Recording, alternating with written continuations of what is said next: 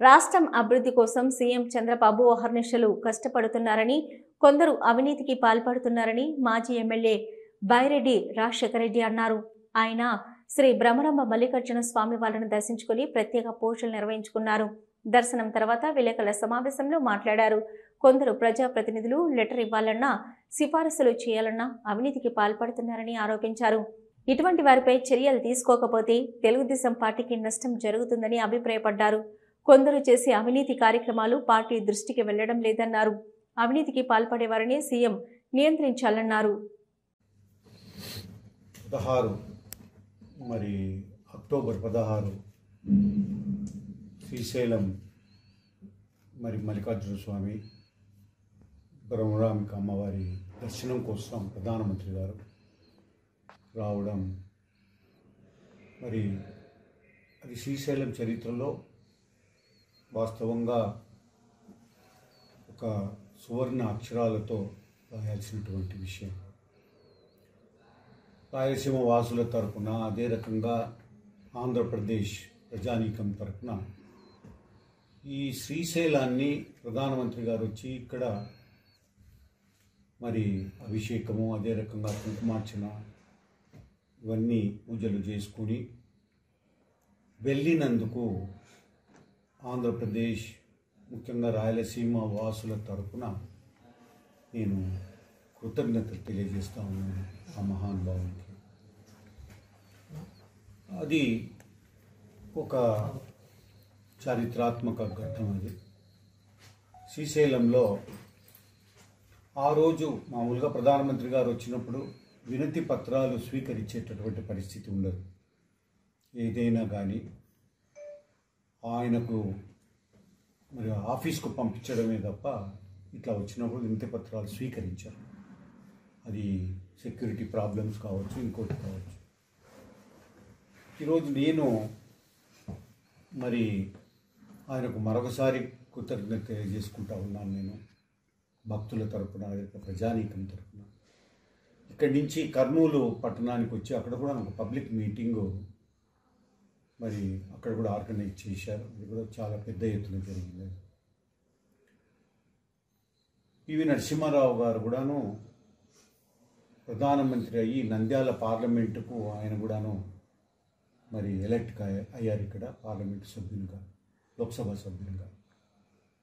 ఆయన లోక్సభ నియోజకవర్గం అయినప్పటికీ కూడా నాకైతే జ్ఞాపకం లేదు శ్రీశైలంకి వచ్చి దర్శనం చేసుకున్నట్టుగా జ్ఞాపకం తెలియదు. కానీ ఎక్కడో వారణాసిలో ఎదిగైనటువంటి లోక్సభ సభ్యునిగా మోడీ గారు శ్రీశైలానికి రావడము, ఈ జ్యోతిర్లింగాన్ని, అదే రకంగా శక్తిపీఠాన్ని దర్శించుకోవడం చాలా గర్వకారణం మన తెలుగు జాతికి, ఆంధ్రప్రదేశ్ వాసులకు. ముఖ్యంగా ఈ దేవస్థానం లో కొన్ని నియామకాలు జరపబోతున్నారు. ఈ నియామకాలలో నేను మీ ద్వారా ముఖ్యమంత్రి గారి దృష్టికి, అదే రకంగా ఎండోమెంట్ డిపార్ట్మెంట్ దృష్టికి తీసుకుపోదలిచినది ఏమంటే, ముఖ్యంగా ఇక్కడ ఉన్నటువంటి లోకల్ క్వాలిఫైడ్ లోకల్ పీపుల్ను మాత్రమే పెద్దపీట వేసి అపాయింట్ చేయవలసిందిగా నేను మనవి చేస్తూ ఉన్నాను. ఇది ఎట్లా ఉంటుందనంటే, ఇంకా జోనల్ సిస్టమ్ అయితే రద్దు చేశాము, ఇంకా జోనల్ సిస్టమ్ లేదు అని ఎవడు అనలేదు ఇంతవరకు కూడా. ఈరోజు ఈ జోన్లో ఉన్నటువంటి వాళ్ళనే శ్రీశైలం దేవస్థానంలో అపాయింట్ చేయాలి. చాలా మ్యానిపులేషన్స్కు తావు లేకుండా, అదే రకంగా ఇంతకుముందు చూసాం మనం జగన్ ముఖ్యమంత్రిగా ఉన్నప్పుడు, అంతకుముందు కూడా పోస్టులు వచ్చినాయంటే ఇంకా రాజకీయ నాయకులకు ఓ పెద్ద ఫీల్డ్ డే పండగ. అటువంటిది కాకుండా పారదర్శకంగా ఈ అపాయింట్మెంట్స్ జరగాలి, జోనల్ సిస్టమ్ను ఫాలో కమ్మని చెప్పి లోకల్ వాళ్లకు పెద్దపీట వేయమని చెప్పి నేను మీ ద్వారా మరి పెద్దలకు, ముఖ్యమంత్రి గారికి, అదే రకంగా ఎండోమెంట్ కమిషనర్ గారికి కూడా నేను విజ్ఞప్తి చేస్తూ ఉన్నా. అదే కాకుండా మరి ఏదైతే దర్శనాలు జరుగుతున్నాయో దాంట్లో చాలామంది ఇన్నోసెంట్స్ ఉన్నారు. చాలామందికి ఆన్లైన్ బుకింగ్స్ కానీ ఇంకోటి కానీ అంత పెద్ద అవగాహన ఉన్నటువంటి వాళ్ళు భక్తులు తక్కువ.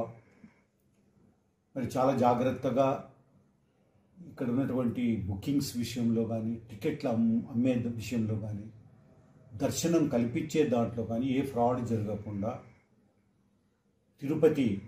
తిరుమల తిరుపతి దేవస్థానంలో ఉన్నటువంటి కట్టుదిట్టమైనటువంటి ఏర్పాట్లు ఇక్కడ కూడా చేయాల్సిందిగా నేను ఎండోమెంట్ డిపార్ట్మెంట్ను, అదే రకంగా ముఖ్యమంత్రి గారిని, ఇక్కడ ఉన్నటువంటి ఈ ఈఓ గారిని, అదే రకంగా ఇక్కడ ఉన్నటువంటి మరి చైర్మన్ గారిని నేను విజ్ఞప్తి చేస్తూ ఉన్నా. ఏ ఫ్రాడ్ జరగకుండా అందరికీ కూడా దర్శనం కలిగే భాగ్యాన్ని, ఏ కరప్షన్ అనేది లేకుండా చేయమని నేను మీ ద్వారా విజ్ఞప్తి చేస్తూ ఉన్నా.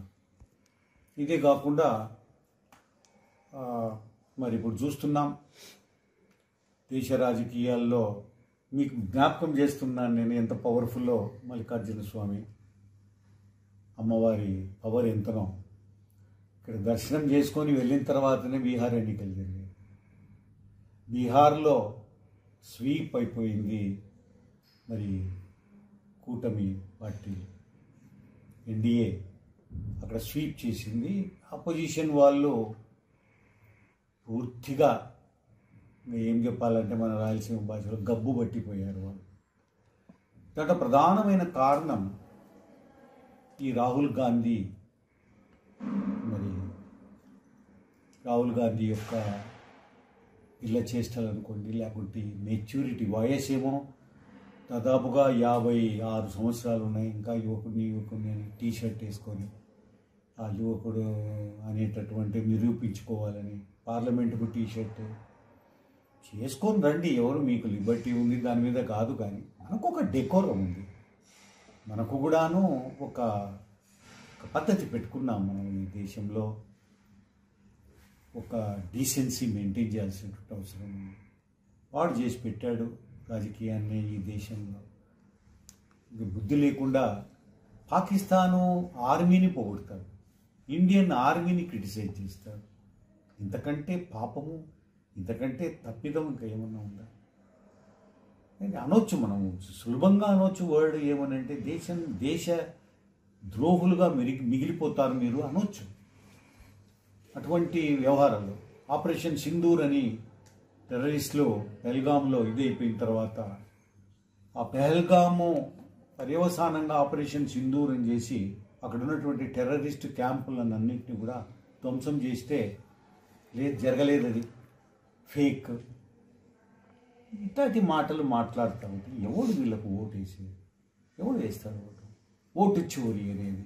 ఇప్పుడు తెలంగాణలో, కర్ణాటకలో మీరే ఉన్నారు, హిమాచల్ ప్రదేశ్లో మీరే ఉన్నారు. ఎట్లా వచ్చినారు మీరు అధికారానికి ఓటు చోరీ అయితే? దీనికి సమాధానాలు లేవు. ఊకే తిరిగేది ఓటు చోరీ, టీ షర్ట్ వేసుకునేది, తిరుగుకుంటా పోయేది, ఎవడో జత చేసుకునేది.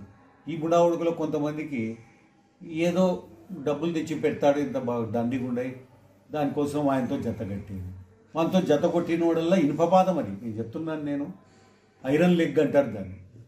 రాహుల్ గాంధీ అంటే ఈ దేశంలో రాజకీయాలలో ఐరన్ లెగ్. అది ఆ ఐరన్ లెగ్ ఒక చిరునవ్వు అందాన్నిస్తుంది, ఒక చిరునవ్వు ధైర్యాన్నిస్తుంది, ఒక చిరునవ్వు తన అమాయకత్వాన్ని చూపిస్తుంది. Shri Murali super speciality dental hospital, doctor Murali మరియు డాక్టర్ కవిత గారి పర్యవేక్షణలు దాదాపు 18 సంవత్సరాలుగా మహానగరాలకు ధీటుగా అత్యాధునిక దంతవైద్యాన్ని సామాన్య ప్రజలకు అందుబాటులో ఉండే విధంగా మన నంద్యాలలో సేవలు అందిస్తున్నారు. మీరిప్పుడు పిప్పి పన్నుతో బాధపడాల్సిన అవసరం లేదు. రూట్ కెనాల్ ట్రీట్మెంట్ ద్వారా అతి తక్కువ టైంలో మీ పళ్లను కాపాడుకోవచ్చు. పళ్ల రంగు మారాయని బాధపడాల్సిన అవసరం లేదు. ఎత్తు వంకర పళ్లతో బాధపడవలసిన అవసరం లేదు. ఫిక్సెడ్ పళ్లు లేవని భయపడాల్సిన అవసరం లేదు. ముఖ్యంగా దంతవైద్యం అంటే భయపడాల్సిన అవసరమే లేదు. మీకు బాధ లేకుండా భయం లేకుండా చికిత్స అందించడం మా బాధ్యత. అదే మా ప్రత్యేకత. మీకందరికీ మా తరపున ఒక చిన్న సూచన.